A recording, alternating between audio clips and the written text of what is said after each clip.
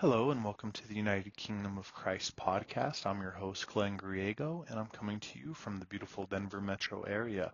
I want to thank you for taking the time to join me for this Bible study session. Hope you find these episodes as amazing as I do, having the ability to make them for you. If you'd like to connect with me, you can follow me on X, the application formerly known as Twitter. My handle is UK_Christ. I can also be reached via email at uk.christ@outlook.com. You can also call or text me at 720-805-8886.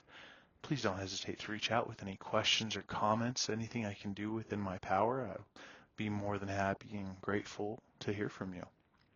So today we're just going to cover a little bit of Genesis 11. We're actually going to go through Babel, if you're familiar with this. So let's go ahead and jump on in. Now the whole earth used the same language and the same words. It came about as they journeyed east that they found a plain in the land of Shinar and settled there. They said to one another, "Come, let us make bricks and burn them thoroughly." And they used brick for stone, and they used tar for mortar. They said, "Come, let us build for ourselves a city, and a tower whose top will reach into heaven. And let us make for ourselves a name. Otherwise we will be scattered abroad over the face of the whole earth." The Lord came down to see the city, and the tower which the sons of men had built.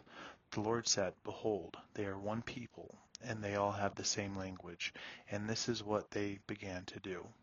And now nothing which they purpose to do will be impossible for them.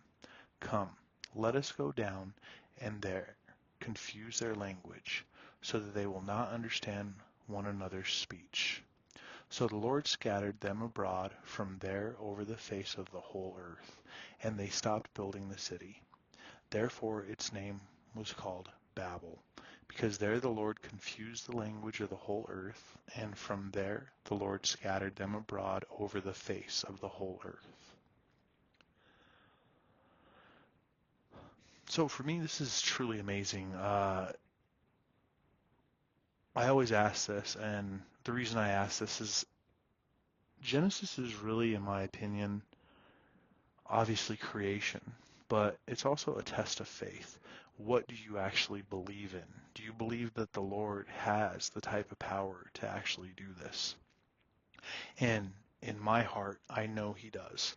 The things that I've seen in my own life particularly have led me to know and have faith that the Lord can do these things and that He did do these things. You know, a lot of people will say, "Oh, well, no, this couldn't have happened. Our science says this, our anthropology says that. We're descendants of monkeys, we're this, we're that." And in reality, for me, I'm fairly well educated. I went to college, got a bachelor's degree, was working on a master's for a little bit. If you remember listening to some previous episodes, I discussed that fairly, not thoroughly, but, a brief bird's eye view of it.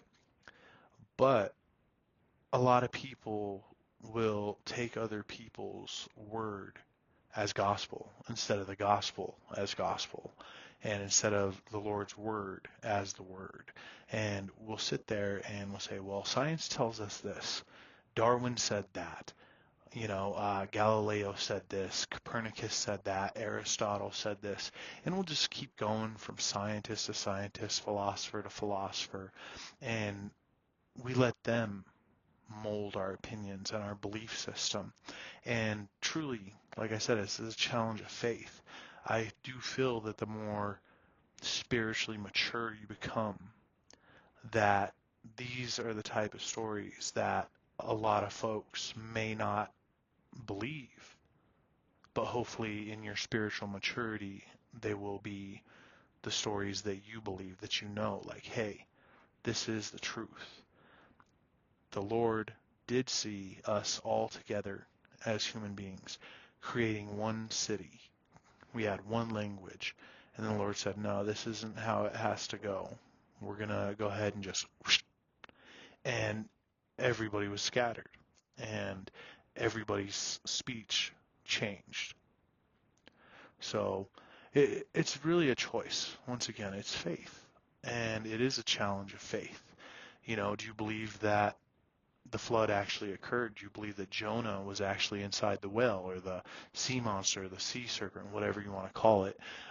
It's really just a personal choice. And when I first started coming around, hopefully you've remembered hearing that, when I would sit down and read, I would be like, really? And I would test myself. And instead of just shrugging it off, the things that I had seen in my life and my life experiences led me to know that, hey, this is truth. This is more truth than I've ever known. And like I said, it is a challenge and it's not easy for everybody. But at the same time, that's what faith is. And determining how you're going to actually mold your belief system, because that's the truth. It is your belief system. And I didn't come to this conclusion out of fear, but I think about it when people will sit there and say, oh, well, no, we weren't created, we evolved. No, Noah's Ark didn't happen, that's just a child's story. No, this, that, or the other, these things didn't occur, there's no proof that they occurred. And really, what I feel like people are saying is that God's not that great. God's not all powerful. God's not omnipresent. And I'm just like, it blows me away. Because for me, it's easy. It is. When I first started reading, like I said, I questioned myself. And I've challenged you as well when you do study the Bible to question yourself. Instead of questioning the Word, question your belief system. And that's what I would recommend for everybody, because really it is a test of faith. And you do have an opportunity to actually mold your own belief system.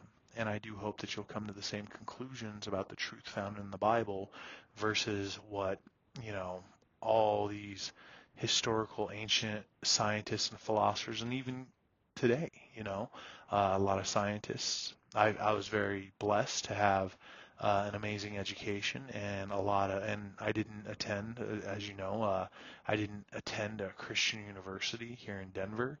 I did attend secular universities, and in reality, I was blessed to be in the path of individuals that, although they were at secular schools, that they did have a great faith, and you could just see it. And I'm very blessed and grateful for that, because although they did not push me towards faith, they did make it so I didn't feel that I was lesser than, or I was less intelligent. The world does that on their own. Oh, well, you're a Christian. You don't know nothing, dude. You think the Bible is the gospel. And it's like, well, yeah, it is.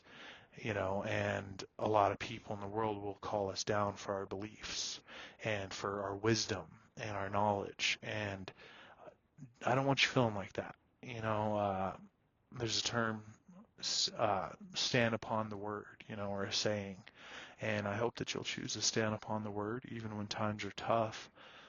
The lessons you will learn and your belief system every day should be growing within the word.